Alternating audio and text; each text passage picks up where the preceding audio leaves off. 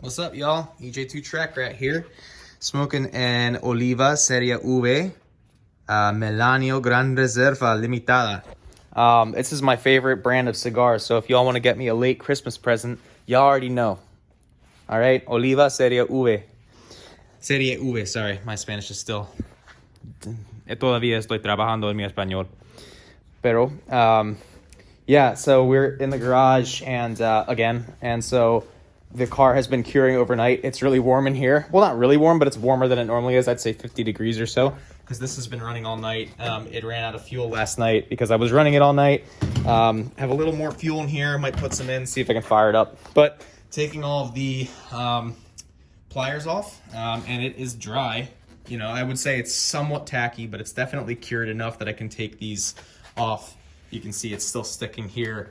So what we're gonna do basically is start welding stuff, I guess, and we can close the trunk and see how it lines up. You know, I've been making some reels about this. I've been making some videos and cross-posting on TikTok and Instagram and all that stuff. So if you are on TikTok and you don't follow me there, I do have a TikTok.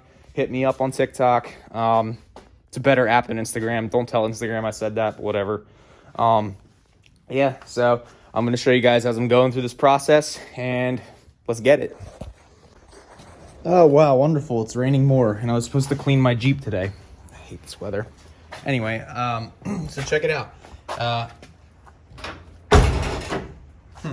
The door closes better than when it had the original the original quarter panel on there. It's great. It aligns up, so look, check it out. Ready? Close this door. Oh, wait. Ain't a luxury car after all, okay? But yeah, I would say it's not perfect, but for a race car, it's pretty damn good. And so now we are cleaning up the butt welds that I need to make. So as you can see, what I did was I took a flapper wheel to clean all of the flat surfaces, and then for any of the crevices, I took that wire wheel and I cleaned the crevices here. So because this is my first time welding to this metal and I don't want to make it look like crap, I'm going to weld in an inconspicuous place first here at a good spot of the weld. And then I'm going to see if it sticks and how well it sticks, what feed setting I need for my wire, what kind of heat I need. And then from there, I'll be able to go over here and weld. This is flux core, so don't hate me. All right, it looks like crap. The metal is just so thin. I have on the lowest setting on my welder. I don't have different wire sizes to try, like a thinner wire or anything like that. But I mean, like it burned through here. There's really not a lot I can do at this point. So my plan is to basically I got as many welds as I could down here where there's any potential that it's going to be structural. And then I ground down this bottom lip because it had like, you know, these little holes that I can't get to. You can see there's some bad welds here. They're not bad, they hold, but they're not good looking and there's not full penetration. But like I said, very hard to do on this old crappy Honda metal. So what I'm gonna do now is I peeled off the back of the tape like I talked about, and you can see that stuff is sticking through the holes. And then there's some tape back here I gotta pull off. And then what I'm gonna do now is I'm just gonna Bondo. I'm done. I basically got as many structural welds as I could. I really didn't want to mess this up because this is kind of like the only nice part of this fender matchup. But I'm gonna basically take Bondo now. Just go over it. Maybe I'll take body filler, like panel filler, and go in it with panel filler because you can build it up better. That's actually probably what I'm gonna do, and I'm gonna use my fingers. Would be easier. So yeah.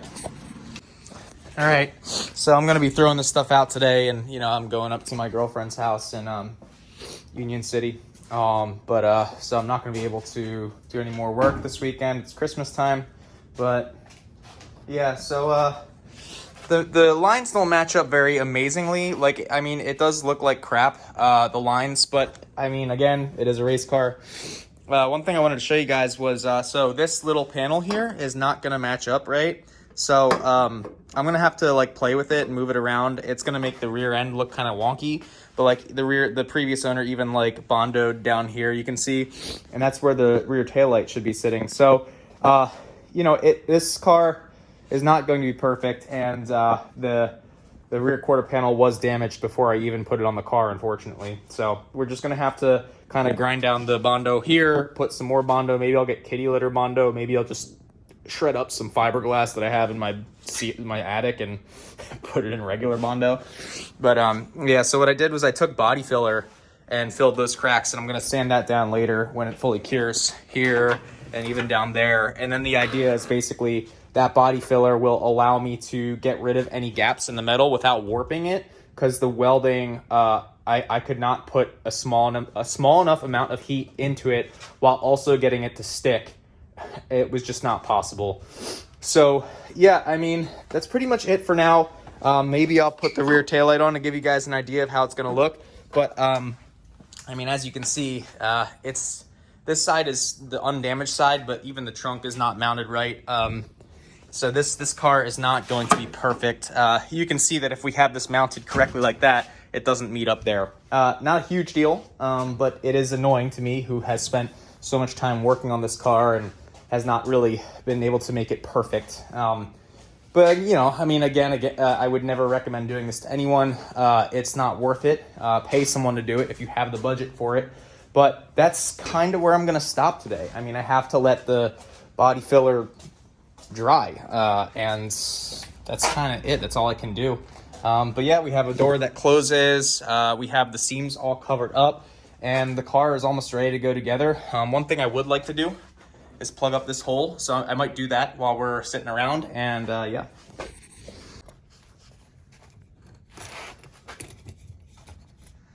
My middle name is Trouble. Okay, so like I said, I am not gonna waste my time welding anymore on this metal. It is very garbagey, and I don't have gas. I don't have different wire sizes. I have a welder that can only go so far down in voltage. I can't vary current, whatever. I'm not a welder, okay? I just put metal together sometimes, and I'm okay at it. Can't do it with body work. I suck at it. So I was thinking for this hole, I wanted to put something behind it and then stick it up and then kind of cover it with Bondo, but I don't think that's gonna work. So instead, and then I thought, okay, I'll just put a bunch of tape in it and put some body fill over it. Then I thought, wait a minute, I have expanding foam. So I'm literally just gonna get expanding foam, and then I'm going to Bondo over it. Looking outside, sorry. Yeah, I'm not wasting my time with this crap. If it works, it works, you know? This expanding foam stuff is pretty good. So this is damaged. So another project that I might have mentioned in the beginning of this series was this rear bumper support is damaged here. Because, you know, race car. And it damaged that foam piece, and I was like, it was all broken up into a million pieces, and I was like, oh, it's time to buy a new one. And of course, Honda doesn't sell anything because Honda sucks. And of course, there was rare stuff on eBay, rare 93 EG Civic parts, and they had $100 for a used piece of styrofoam. And I was like, nope, we're not doing that. It's gonna get beat up in racing anyway. So took some expanding foam, sprayed it on the edges after I glued it together. We're going to let it cure, and then we'll shave the expanding foam off.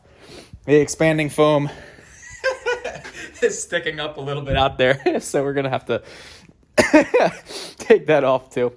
But yeah, so that's pretty much it for today, guys. I'm going to start wrapping up this wood so I can throw it out outside. It's a nasty day out. Then I'm going to go get some more kerosene, which you can see in the corner if I can zoom in. There you go. Look at that kerosene bottle. Beautiful.